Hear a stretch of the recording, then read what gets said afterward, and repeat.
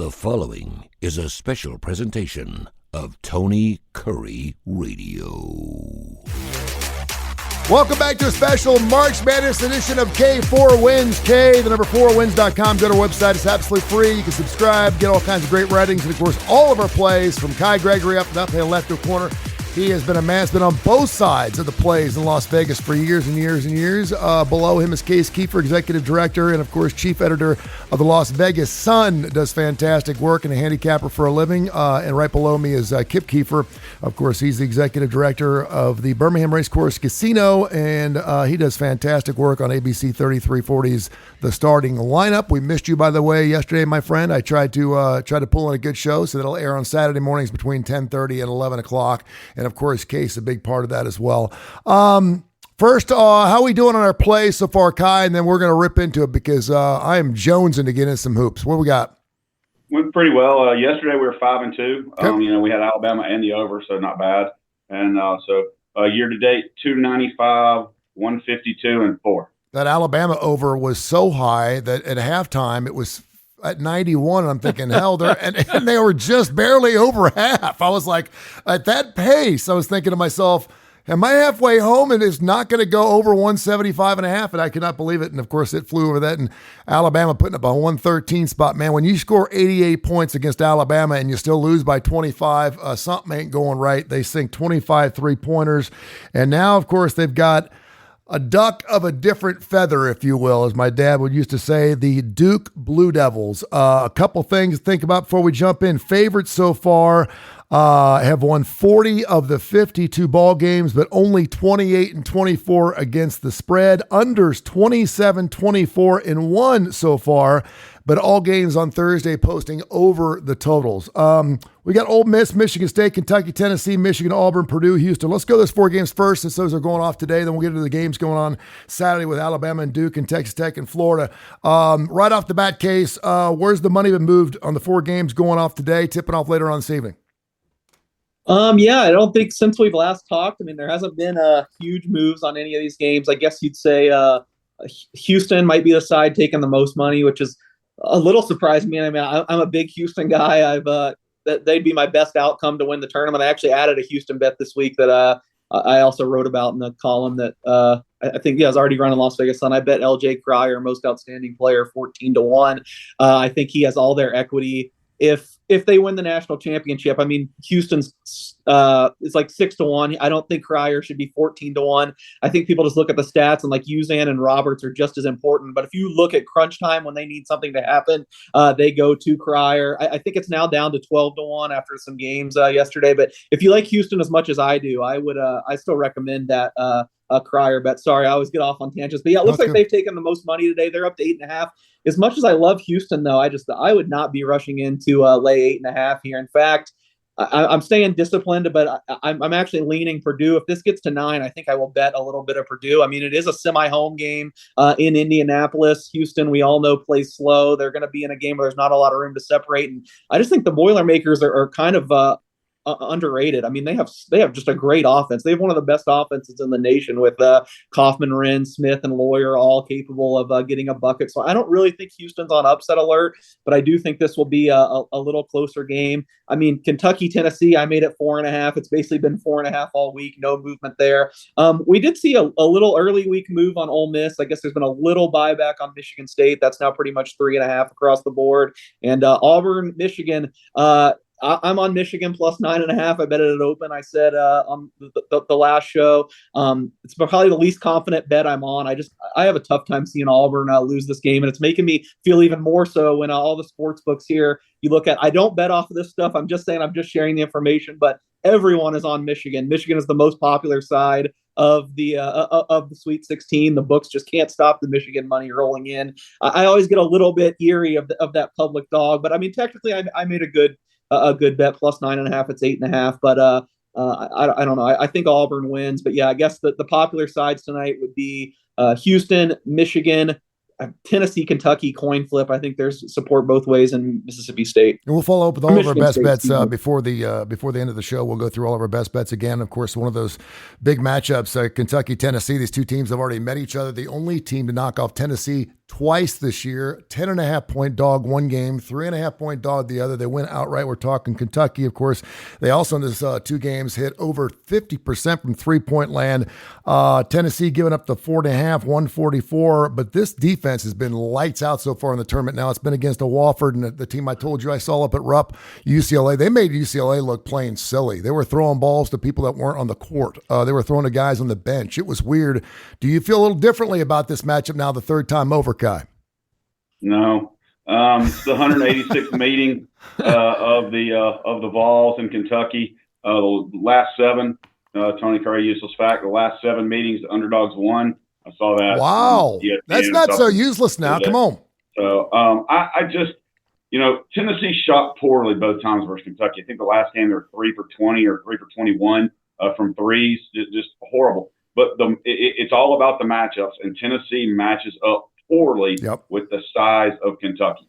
And the guard play of Kentucky is pretty good. If Akpara gets in foul trouble, there's no one to stop Kentucky inside. If I play this at all, I would have to play Kentucky. Even as a Tennessee fan, I'm not going to play it. I'm going to sit back and watch it, or I may put, a biscuit on Kentucky and hope Tennessee wins by 4. Kip, I was watching that Auburn-Creighton game, and again, to see it in person is just a totally different animal. And Janai Broome just doesn't look right. I saw him yesterday with Seth and the rest of the crew from CBS with his coach. They were doing an interview with him, and I know he's kind of laid back. He always got he kind of has that stoner look, like he's just a really quiet-spoken kind of guy. He's not the kind of guy you think you'd get back down the post. He had 6 points 25 minutes into that ball game this past week, and you could just look at his body characteristics. He just didn't look like he was into the game at all. He was kind of looking around, staring around. It was just bizarre to see the way. Maybe it's because it's the first time I've seen him. Maybe he does that every single game. A lot of people say LeBron James plays the same way unless he has to play well. But you got Janai Broome, and here's Pettiford, who goes for 23 the other night, and found out that Auburn's 4-1 whenever Pettiford goes for 20 or more points. So that's important that the Auburn Tigers do that. But what are you seeing from Janai Broome, and what do you think about this Auburn Tiger team giving up 8.5 to a Michigan squad that, quite frankly, is getting no respect? Yeah, I didn't think Broome played very well, and I wasn't as quite as bombastic as your opinion of him in terms of post game, but he did seem really subdued, and I don't know. That their last couple of games, he hasn't really looked like the dominant force he was earlier in the year. But a lot of times, players like that, you never know what kind of things could be bothering them. They've actually had a decent amount of rest now because coming off the SEC tournament, and they did get knocked out on Saturday, but coming right back and playing with a little bit of a gap, but maybe a little burnout. I don't know. But now they haven't played since, I guess, Saturday or Sunday. It's Friday. So I think you're going to see the real Janai Broome show up, because now I think they're close enough to the Final Four where they can smell it. And he's a primetime player. He's proven commodity. I think you'll see the best of him and probably the best of Auburn. I've said all year that, Alabama and Auburn and Florida's right there with them. I still think they are personnel-wise the 3 most talented teams in the country, and I really think that you're going to see Auburn's best like we saw Alabama's best last night. I heard one of the people on ESPN today going, well, if Alabama plays like that again, they're going to be unbeatable. Well, they're not going to play like that again. They're not going to make 25 threes. It's such an unrealistic way to look at it. Mm-hmm. But I do think Auburn has that kind of game in them too. And I know Michigan has plodded along and gotten by both of their opponents. And, maybe I should be higher on them, but I'm not shy to admit it. And Case knows this and would testify to it in court if I was charged with it. I hate the Big Ten. I hate their style of play. I just don't like anything about the league.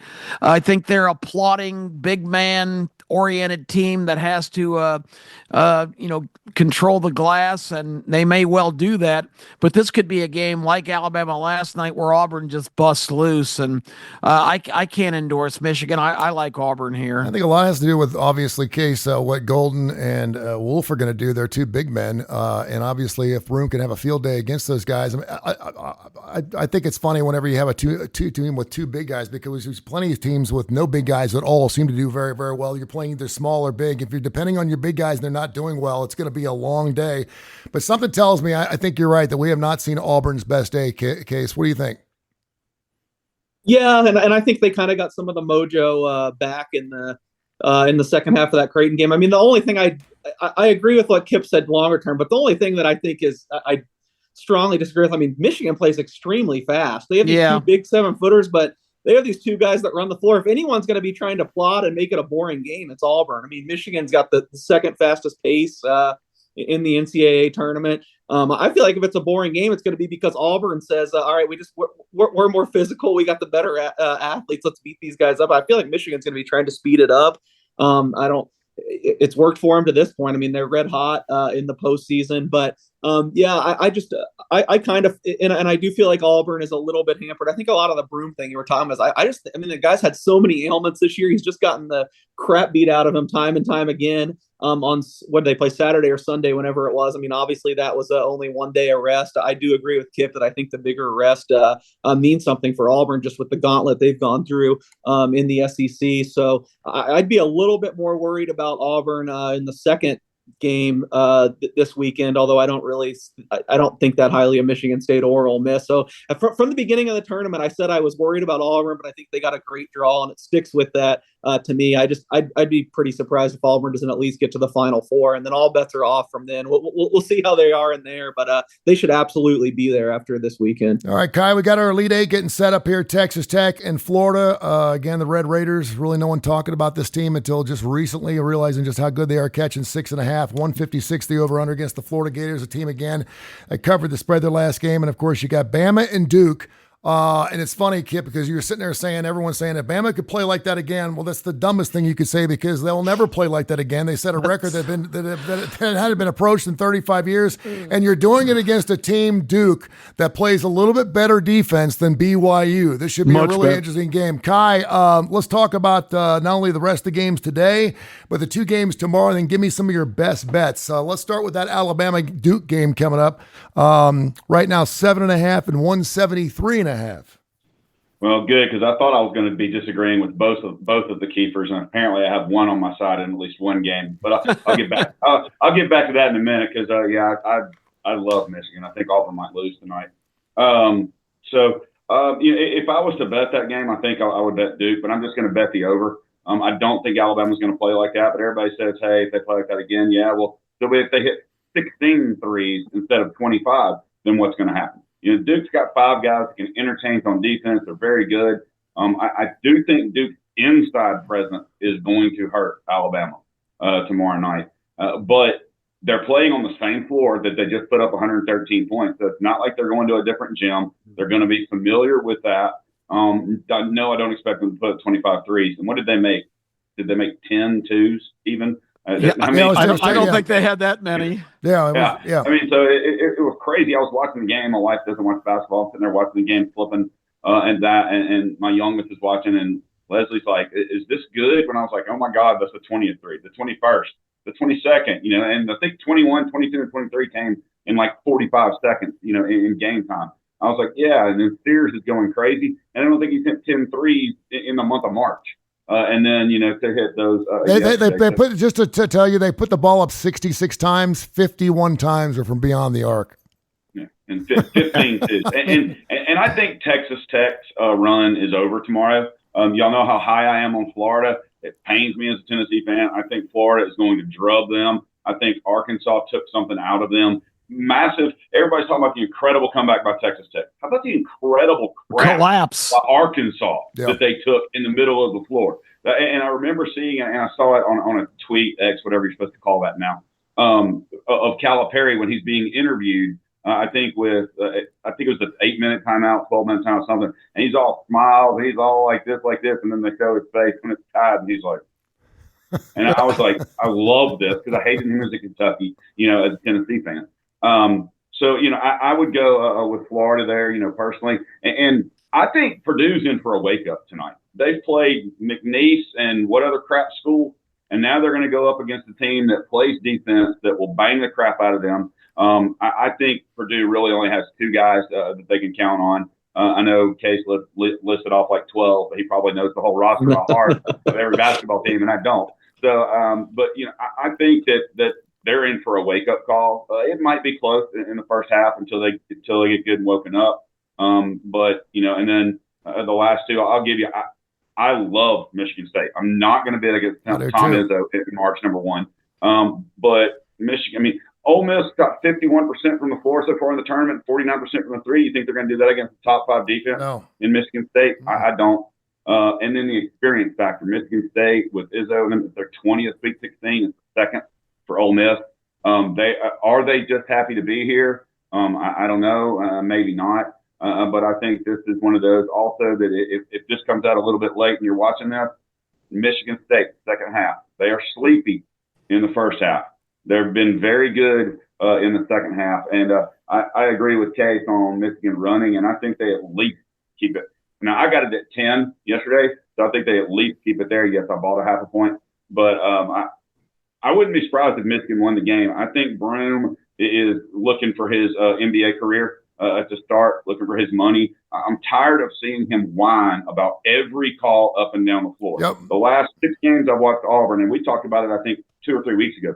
All they do is complain about refing. And that's all Bruce Pearl. All they're doing. Bruce Pearl, all he talked about was how he said, man, my team, all they did was whine about all the plays and stuff. He says, that's how bad this team wants to win. And I'm like, how bad your team wants to win? They just whine. They don't want to win. They're just complaining. I'm going to jump on top of you real quick, pun intended. I love Michigan State, too. For what it's worth, it's my play of the year. Absolutely love Tom Izzo. And, yeah, I know I'm betting with my heart a little bit here. He's been to 8 Final Fours. This will be his 9th one after he knocks off, of course, Ole Miss and wins the next game. They lead the nation in 3-point. In 35 years or something. Hey,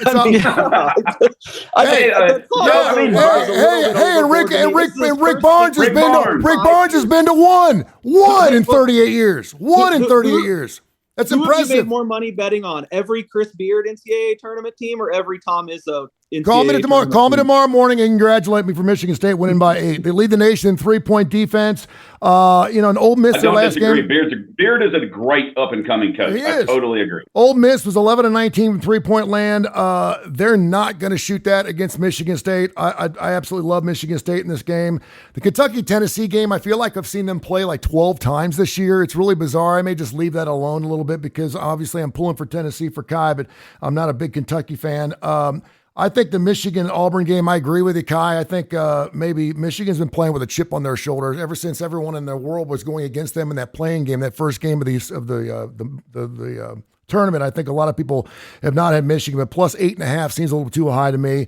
I also agree with you. I think Houston's going to lay the wood to Purdue later on tonight. All of 4 losses to Houston, by the way, were to NCAA teams. The last 5 games Houston's done, 4 of those teams playing them have not reached their team total. I like the team total of under 61.5 for Purdue later on tonight. I don't think they're going to even sniff 60.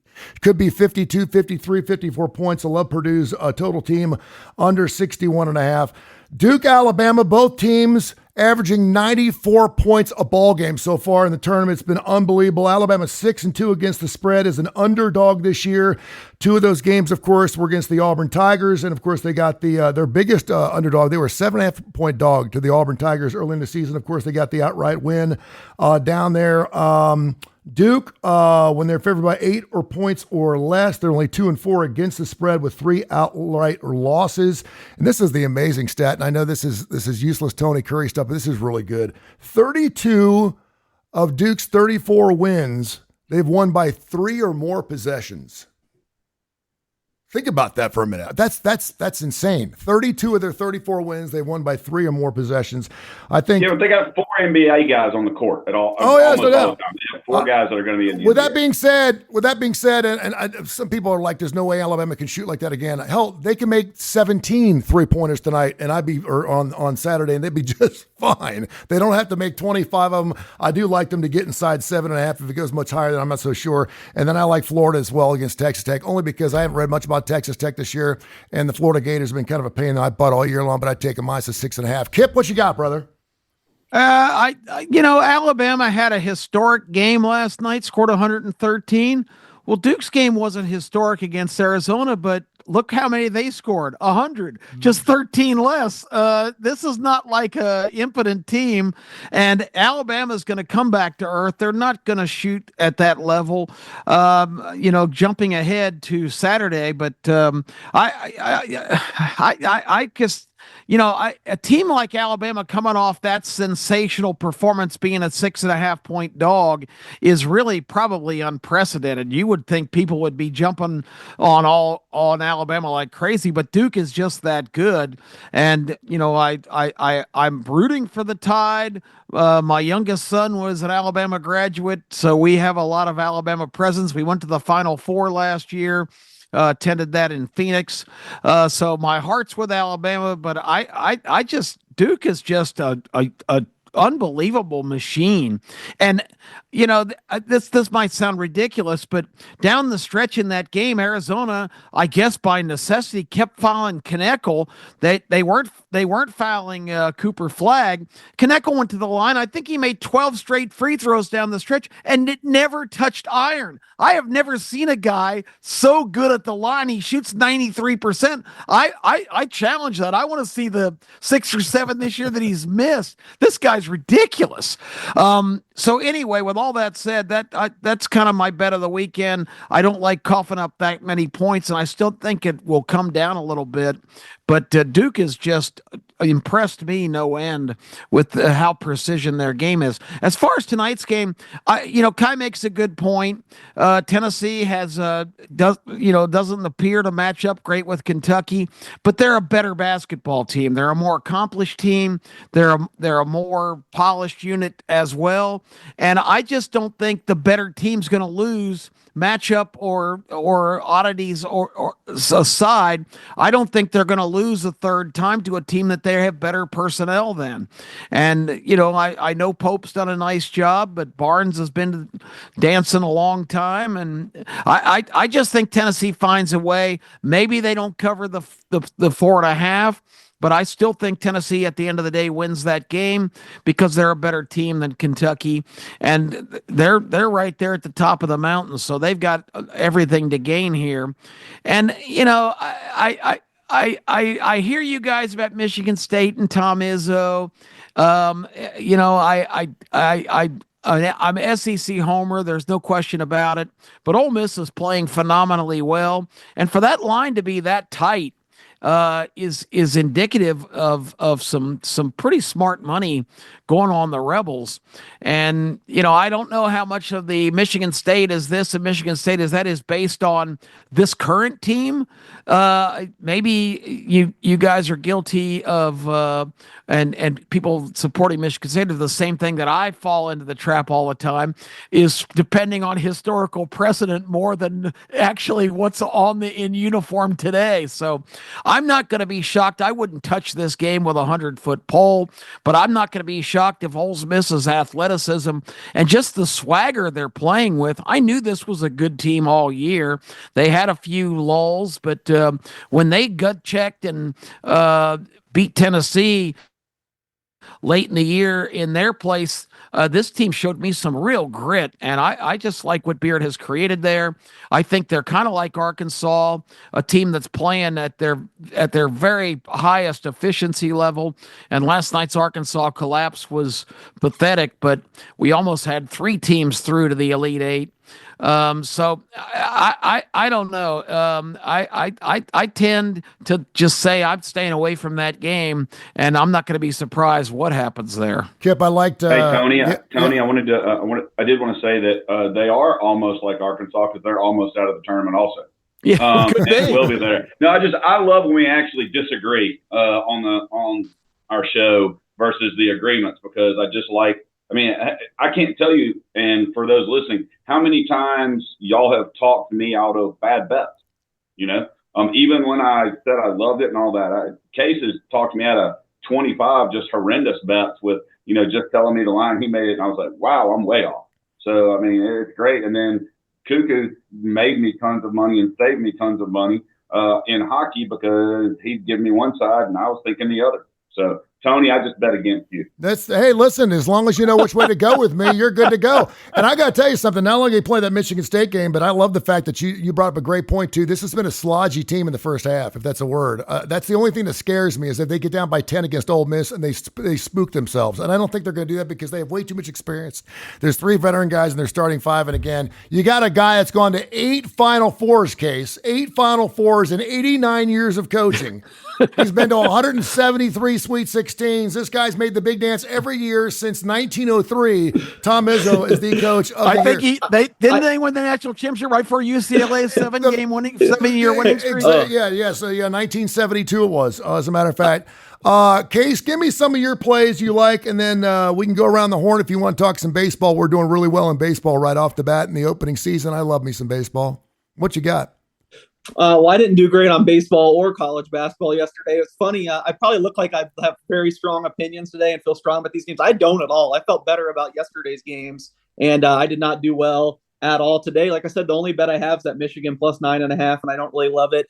You just kind of did a pet peeve of mine. The Izzo worship is just so overboard to me. He's a Hall of Fame coach. He's great. Guess what? He has a losing against the spread record in the NCAA tournament. So when I hear someone say, just bet on Izzo in March, I'm like, okay, great. Call me, bet on Izzo in March. I'd be up money right now. And I just don't understand. The guy lost the last time he's in the Sweet 16, the only time in the last 5 years. They got beat by a Kansas State team with a bunch of guys working at Costco right now. He lost to Middle Tennessee recently. Houston, meanwhile, their best player goes down. They lose by 1 point to Duke a year ago. They lose to national champion Baylor. And everyone's, Houston, Kelvin Sampson, chokers. Meanwhile, Tom Izzo has a lifetime pass because he's been to a few Final Fours and won 1 national championship. I just don't know. I'd like to get on this committee of who decides who's a legend and beyond reproach and who's a choker. It's just it's baffling to me. All that being said, I made this game 3. I don't have a bet on it. Clearly, my gut tells me Ole Miss. I think I already said that, but this can't really be like one Kai's talking about, where I talked him out of once. My numbers say one thing. My numbers say Michigan State should win, but I just don't think this team is that great. Hey, Case, when you go to my account with my man, there's this thing called a dash, and it stands for minus, and it's before the number. It's been like that. It's been like that in my account for about 2 weeks now. So I put my hands up, man. I'm always going to listen to you first. I don't have many games of the year, and in a lot of ways, like I said, maybe you do just want to run the other way and buy the 3.5. It's just weird. Again, I'm kind of in the sports talk radio here of just trying to knock Michigan State down. It says I really can't talk you out of it. It's not like I feel super strongly about this game. I actually feel better about the 2 Saturday games. And it sounds like, once again, in this, I'm going to make no friends here. But I guess you can't say I don't practice what I preach. I know a couple times over the year or whatever we've been doing the show, Tony, you've asked me about like how high of money lines I will bet. And I'd say I'll bet any money line if there's value, and it's going to hurt, but I put my money where my mouth is in this game. Last night, after we recorded the starting lineup with Kip, I got off, and Duke money was pouring in. They went up to a 6 point, I think they're like 7 now some places, but went up to a 6 point favorite. And one of those money lines didn't move. It was still minus 250, which was just dead wrong. And I loaded up and bet Duke minus 250 on the money line. I mean, you don't have to know much math to know that money line doesn't match the point spread. I think people that are betting Alabama are probably going to just take them to win outright. So I think that's depressing. Real quick, have you seen, and I saw another bet earlier today too, Duke minus 195 to make the Final Four. Have you seen that line by chance? Yeah, that actually kind of plays into what I'm doing. That sounds about right. I honestly thought Wisconsin on a great day would be the only team in this region that could beat Duke. Once Wisconsin went down, I was like, I want to bet Duke to win the region. I looked everywhere I could, and I saw at the time it was about like minus 150. And I don't want to get too bogged down in the math, but I was like, that's just too high for a future. What would be better if you play all the money lines and roll over the winning? So I've been playing their money line every game. That's part of the reason why I still stuck to my guns and went with the minus 250. It's still minus 280. I'm just not in a hurry to lay a huge number with Duke because, again, I mean, I don't think Alabama's hitting 25 threes again, a game again. I agree with you guys on that. But it's also like a classic case of the gambler's fallacy to say, oh, they shot so well from three this game, they can't shoot well from three the next game. I mean, they could absolutely hit 50% of their threes again. And so they do have a path to win. But I think Duke, I think really highly of Duke. I mean, they're off the charts analytically, and I just thought minus 250 is not high enough. The best I see now is minus 280. I honestly think if you have the stomach for it, if you're just doing this for fun and want a good analytical bet, like minus 280 is still fine to me too. Maybe if you're a money line parlay guy, throw that into a money line parlay. So that's how I bet that game. And I'm not super confident in this, but going into the tournament, there was a matchup I absolutely loved. I only fill out one. I'm a one bracket guy, but it's the bracket I had. I just loved the matchup for Texas Tech against Florida. Texas Tech has looked not good at all. They have not played well the last 3 games, but I'm a guy that's always going to rely on my priors, and I couldn't believe this got out to 7. And Florida looked amazing last night. They kind of looked like they were back in their bag, but I really think Maryland kind of wilted. You saw them start to pull away, get up like 10 in the second half, and Maryland got that flagrant foul. They started turning on each other, weren't boxing out. Texas Tech did the exact opposite against Arkansas. I feel like they're going to be harder to put away, and we talked about this on the starting lineup. They're the flip side of Alabama. They're a great 3-point shooting team. I think like 4th in the nation, maybe coming 4th in the tournament, coming into the tournament, something like that. And they have shot just terribly. They're like 20% for the tournament. If usually you're going to see that over time. Doesn't necessarily mean in one game you're going to see that regress to the mean. So I think they could shoot a little bit better. I only made this 5. I have a Texas Tech region future at 6-1, so I didn't want to bet it again. But when I saw it touch 7 this morning, I couldn't help myself. So I'm on Texas Tech plus 7. I know Florida's top level is amazing, but I think really, really highly of the Red Raiders. I think it's kind of amazing they've gotten this far with just how terribly they've played. I mean, they have not played well at all compared to what they did during the season. So I feel a little bit better about Saturday's games. I know it's kind of a cop-out, but I think Duke on the money line, and I took the points with Texas Tech. K4Wins. Go ahead. Don't forget Texas Tech beat Houston at Houston this year. Everybody's so high on Houston. Their one home loss was against Texas Tech Red Raiders. It's unbelievable. Great defense, great three-pointing machine. This is going to be so much fun. I can't wait. And, of course, we'll do this show again in just about a week here as we get ready for a Final Four. We're going to blow out the doors. Make sure you go to K4Wins.com. K4Wins.com. Free site. Check us out. You can subscribe to our site, K4Wins.com. And if you like hitting 67, 68% of your bets and you want to go home with some money at the end of the week, go to K4Wins.com. That's all I got to say. Go knock yourself out and don't listen to anybody else. Gentlemen, thank you so much. I appreciate you. Have yourself a super weekend. We'll do it. This has been a special presentation of Tony Kurre Radio.